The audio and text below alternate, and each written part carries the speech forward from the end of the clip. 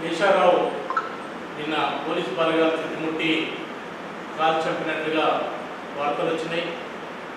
అది ఈరోజు హాస్పిటల్ నుంచి పట్టుకెళ్ళి అతనితో పాటు ఆదివాసులను కూడా 27 మందిని కాలు చంపినట్లుగా ప్రభుత్వం ప్రకటించింది.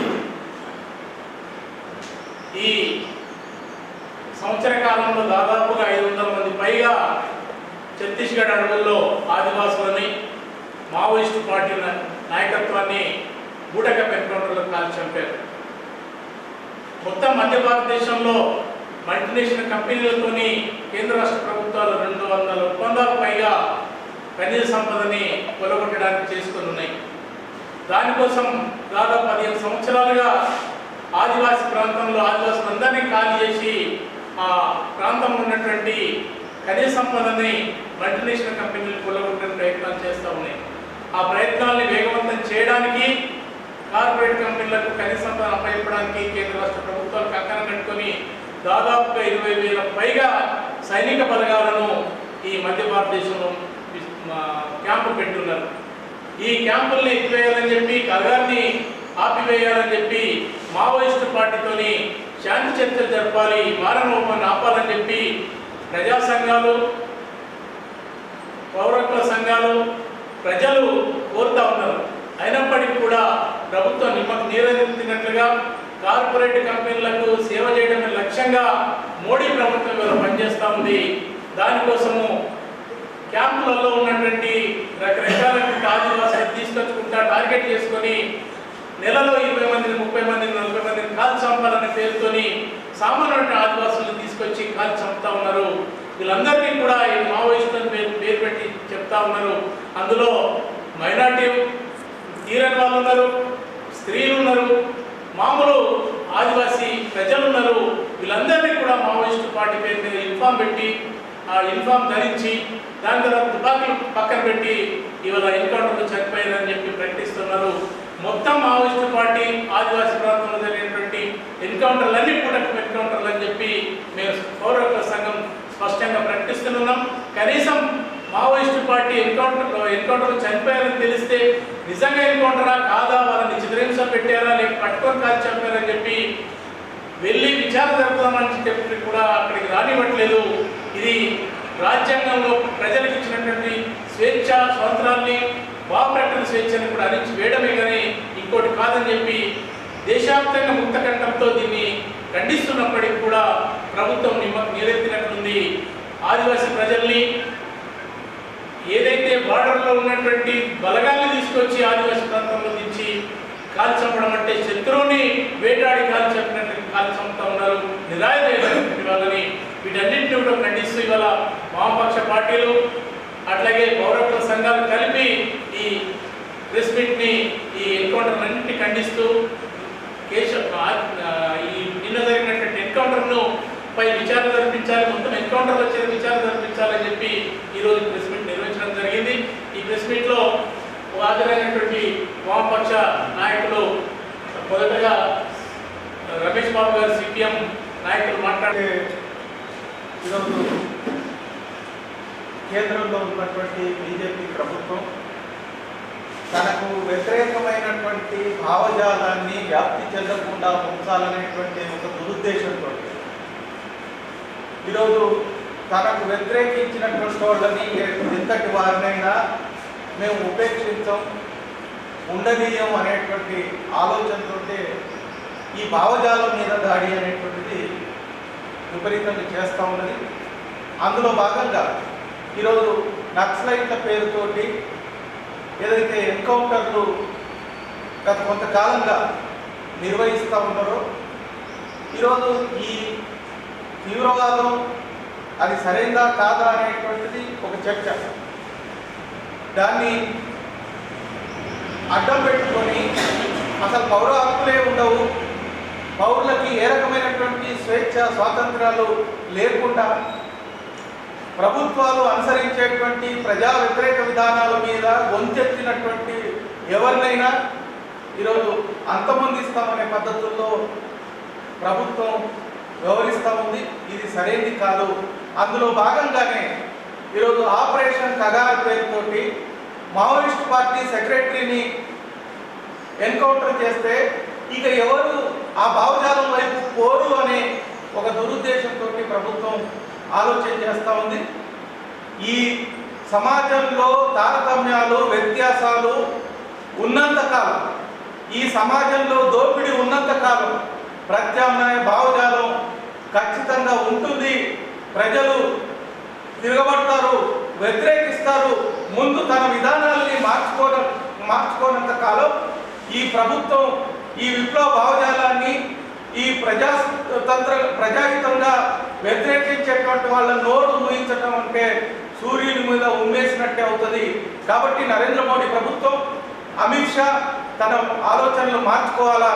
ఒకవైపు పాకిస్తాన్తో యుద్ధాన్ని వాతావరణాన్ని ఉపసంహరించుకొని చర్చలకు వచ్చిన సందర్భంలో ఈ దేశంలో ఉన్నటువంటి వ్యత్యాసాలకు కారణమైనటువంటి తన విధానాలని మార్చుకోకుండా చర్చలు జరుపుతాం, మాతో చర్చించండి అని మావోయిస్ట్ పార్టీ అగ్రనాయకత్వం ప్రకటిస్తూ ఉంటే, అవసరమైతే చర్చల సందర్భంగా మేము మా ఆయుధాలను కూడా పక్క పెడతాం అనేటువంటి పద్ధతుల్లో మాట్లాడుతూ ఉంటే, దీన్ని స్వీకరించకుండా చర్చలు జరపకుండా మేము నక్సలిజాన్నే లేకుండా చేస్తామనే ఆలోచనతో దురహంకారంతో ఈరోజు కేంద్ర ప్రభుత్వం వ్యవహరిస్తూ ఉంది. ఇది సరైనది కాదు.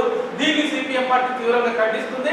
వెంటనే మావోయిస్ట్ పార్టీతో చర్చలు జరపాలా, ఈరోజు ఈ ఎన్కౌంటర్లని ఆపాలనేటువంటిది పేరుతో కేంద్ర ప్రభుత్వం జరుపుతున్నటువంటి ఊటకప్పు ఎన్కౌంటర్లను సిపిఐ పార్టీగా తీవ్రంగా ఖండిస్తూ ఉన్నాం.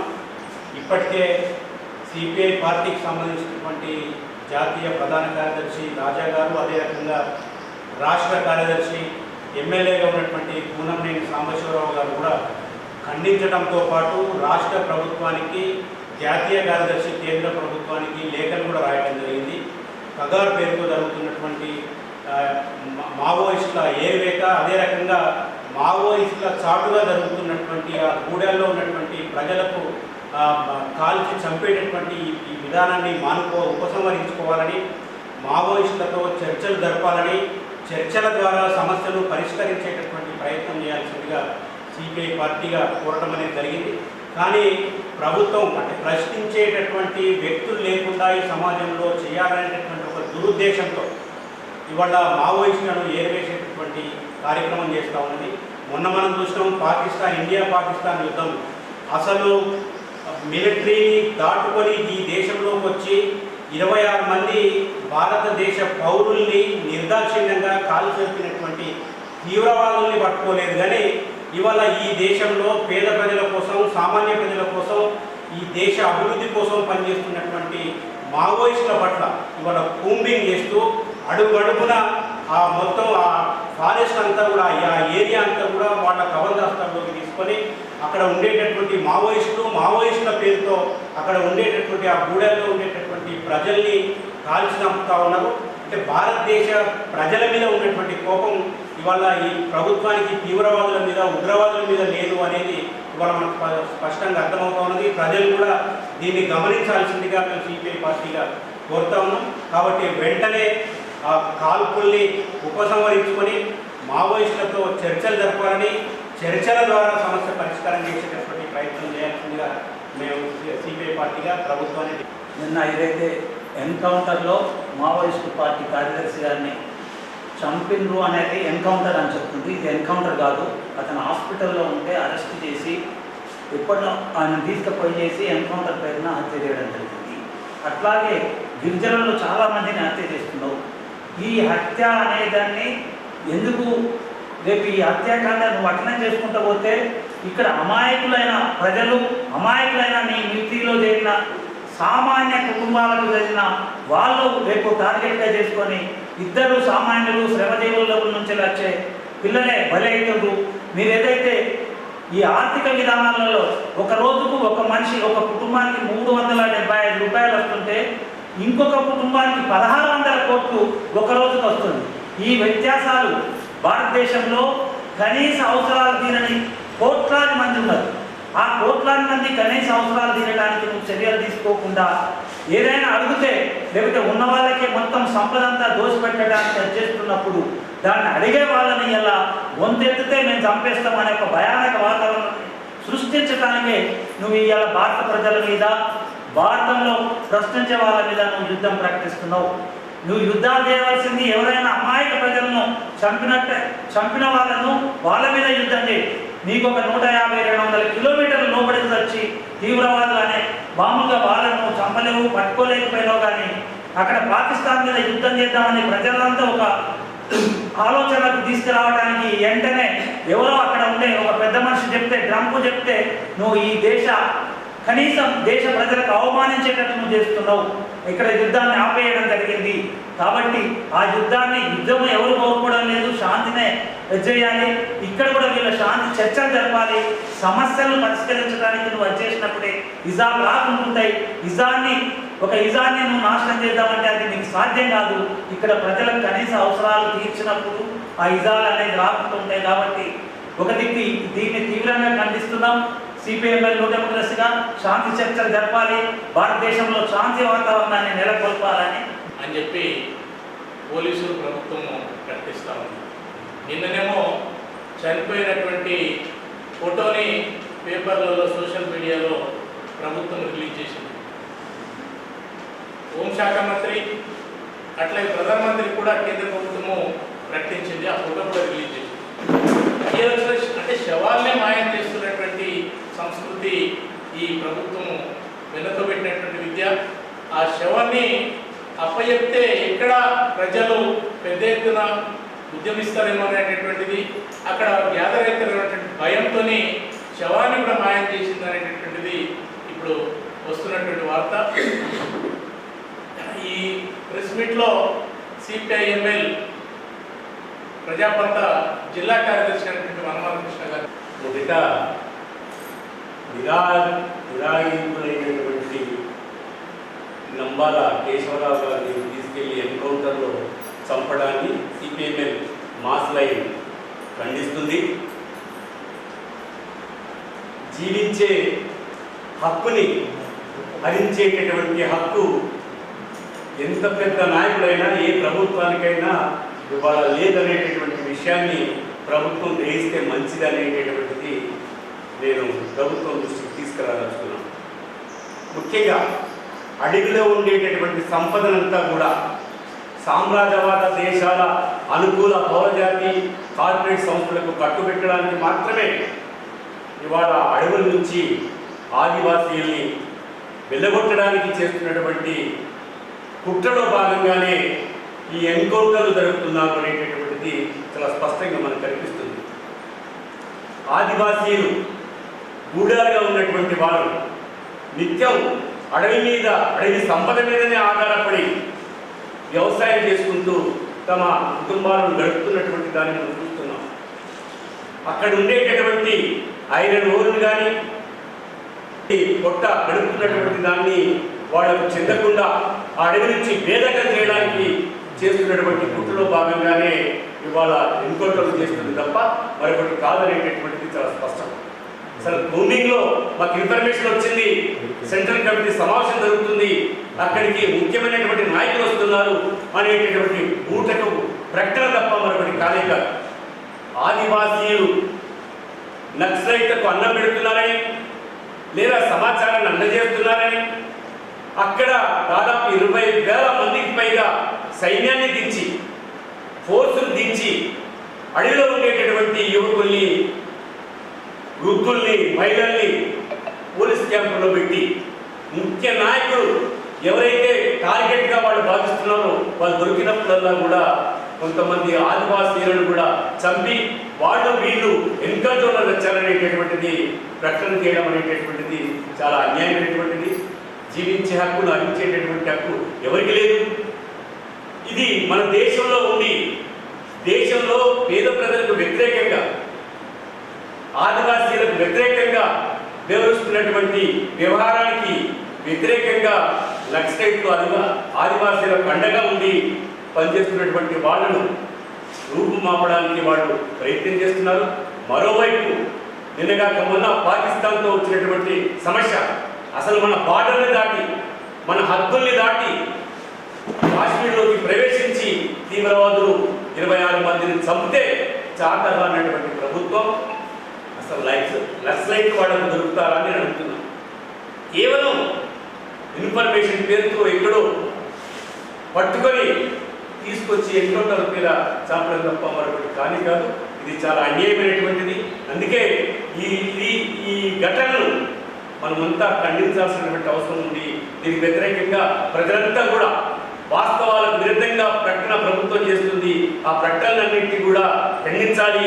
ఎన్కౌంటర్ అన్నీ ప్రభుత్వ హత్యలే తప్ప మరొకటి కాదనేటటువంటి దాన్ని మనకు ఇప్పుడు వాళ్ళ చర్య వల్ల స్పష్టమవుతుంది. కనుక భవిష్యత్తులో ఇట్లాంటి జరగకుండా మావోయిస్టులు ఏదైతే కాల్పుల విరమణ కోరారో కాల్పుల విరమణను ప్రకటించాలి, శాంతి చర్చలు జరపాలని చెప్పి భారత ప్రభుత్వాన్ని సిపిఎం మాస్ లైన్గా తన పిల్లల్ని తానే చంపుకుంటుందనేది మనం ఇప్పుడు అర్థం చేసుకోవాల్సిన విషయం. జంతువులు పాము లాంటివి తన గుడ్లను తానే తీసుకొని తింటున్నట్టుగా ఒకవైపు మొన్న 2 రోజుల కిందటే పాకిస్తాన్ నుంచి వచ్చిన వ్యక్తులు ఇక్కడ మన పౌరులను చంపాలనే కారణంతో యుద్ధానికి సన్నద్ధమై 2 రోజుల్లో చర్చలకు పిలుస్తున్నామని చెప్పేసి ట్రంప్ ప్రకటించగానే చర్చలకు వెళ్ళిన ఈ ప్రభుత్వం ఈ దేశ పౌరుల పైన వాళ్ళు ఏం చేశారు, ఏమని ప్రశ్నించారు? వాళ్ళు ప్రశ్నించే గొంతులను నొక్కడంలో భాగమే ఈ ఎన్కౌంటర్లో ఆపరేషన్ ప్రకారం ఏమని అడుగుతున్నారు? ఈరోజు మావోయిస్టులు కానీ అక్కడ పనిచేస్తున్న మిగతా సంఘాల వ్యక్తులు కానీ వాళ్ళు అడుగుతున్నది ఏంటి? ఈ దేశంలో ప్రజల మధ్యలో అసమానతలు ఉండొద్దు, ఈ దేశంలో ప్రజలకు ఆకలి ఉండొద్దు, ఈ దేశంలో ప్రజలు అందరూ సమానంగా బ్రతకాలి, అందుకోసం మేము ప్రజల కోసం పోరాటం చేస్తామని తెలియని వ్యక్తులు. అలాంటి వ్యక్తుల పైన ఈ దేశంలో అసమానతలను పోగొట్టకుండా, ఈ దేశంలో అందరికీ సమానమైన అవకాశాలు కల్పించకుండా కొందరికి మాత్రమే సహజ వనరుల పైన హక్కులను ఇస్తూ ఉన్న సహజ వనరులన్నింటినీ కూడా తమ చేతుల్లోకి చేతుల్లోకి తీసుకోవడానికి ప్రయత్నం చేస్తుంది ఈ ప్రభుత్వం. వాళ్ళపైన ఈరోజు దౌర్జన్యకాండ చేయడాన్ని మానవ హక్కుల వేదికగా నేను తీవ్రంగా ఖండిస్తా ఉన్నాం. ఈ దేశంలో పుట్టిన ప్రతి ఒక్క ప్రజలకు జీవించే హక్కు ఉంది. అంతర్జాతీయ మానవ హక్కుల ప్రకటన ద్వారా అట్లాగే మన భారతదేశంలో రాసుకున్న రాజ్యాంగంలో మనం చేర్చుకున్న ఆర్టికల్ ప్రకారము ప్రశ్నించే హక్కు ప్రతి ఒక్కరికి ఉంది. తమ భావాలను ప్రకటించే హక్కు ఉంది. తమకు కావలసిన హక్కుల కోసం పోరాటం చేసే హక్కు ఉంది. ఆ హక్కులను అదే రాజ్యాంగం పైన మీరు ఏదైతే ప్రమాణం చేసి ఈరోజు అధికారంలోకి వచ్చారో ఆ రాజ్యాంగాన్ని భేదపలు చేసే విధంగా ఈరోజు మేము వ్యవహరిస్తున్నారని చెప్పేసి మేము తెలియజేస్తూ ఉన్నాం. అదేవిధంగా ఈరోజు ఆదివాసుల పైన కావచ్చు, మావోయిస్టుల పైన కావచ్చు జరుగుతున్న ఈ దౌర్జన్యకాండకు ప్రధానమైన కారణం ఈ భారతదేశ ప్రభుత్వం కార్పొరేట్ వ్యక్తుల వైపుగానే ఉంది అనేది మనం స్పష్టంగా అర్థం చేసుకోవాలి. అందులో భాగంగానే ఆదివాసుల దగ్గర మావోయిస్టులు ఉన్నారనే ఒక కుట్రను ప్రపంచవ్యాప్తంగా పరిచయం చేయడం కోసం తన చేతుల్లో ఉన్న మీడియాను వాడుకుంటుంది ఈ కేంద్ర ప్రభుత్వం. తనకు అనుకూలంగా వ్యవహరిస్తున్న మీడియా ద్వారా మొత్తం తప్పుడు ప్రచారాలను బయటకు తీసుకొస్తూ అక్కడ ఉన్న ప్రజలకు, సామాన్య ప్రజలకు, మైదాన ప్రాంతాల్లో ఉన్న ప్రజలకు మధ్య విభేదాలు సృష్టించి అక్కడ ఏదో జరిగిపోతుందని చెప్పేసి ఒక బూటకపు ప్రకటనలను బయటకు విడుదల చేస్తూ అక్కడ ఉన్న ఆదివాసులను చంపుతూ వాళ్ళని మావోయిస్టుగా చిత్రీకరిస్తుంది. నిన్న జరిగిన ఎన్కౌంటర్లో మరణించిన మావోయిస్టు కేంద్ర కార్యదర్శి నంబాల కేశవరావు విషయంలో కూడా తన ఎక్కడో ఆరోగ్యం బాలేక ఒడిశాలో చికిత్స తీసుకుంటే వ్యక్తిని పట్టుకొని ఇంకో చోటకు వచ్చి ఎన్కౌంటర్ చేసి మేము ఎదురుకాల్పులలో మృతి చెందారని చెప్పేసి ప్రకటించడం అత్యంత దుర్మార్గమైన విషయం. వ్యక్తులను చంపితేనో ఈరోజు వ్యవస్థలో ఉన్న వ్యవస్థలో మార్పులు రాకుండా వ్యక్తులు చంపితే ఎలాంటి మార్పు రాదు. అందుకే ఈ దేశంలో ఉన్న అందరు ప్రజలు సమానంగా బ్రతకడం కోసం వాళ్ళు ఏదైతే నినాదాన్ని ఇస్తున్నారో దాన్ని ముందు ఆలోచించండి. అందుకోసం వాళ్ళు చర్చలకు పిలవండి, శాంతిని నెలకొల్పండి. ఒక శత్రు దేశమైన పక్క దేశంతోనే శాంతి చర్చలకు మీరు ఓకే చెప్పిన ఈ కేంద్ర ప్రభుత్వం మన దేశంలో ఉన్న ప్రజల పట్ల మీరెందుకు ఇంత దుర్మార్గంగా వ్యవహరిస్తున్నారని మేము ఈ మానవ హక్కుల వేదికగా ప్రకటిస్తా ఉన్నాం. వెంటనే ప్రభుత్వం శాంతి చర్చలు జరపాలి. వెంటనే ఏదైతే ఆపరేషన్ కగార్ని తీసుకొచ్చిన ఆపరేషన్ కగార్ని కూడా ఆపాలి.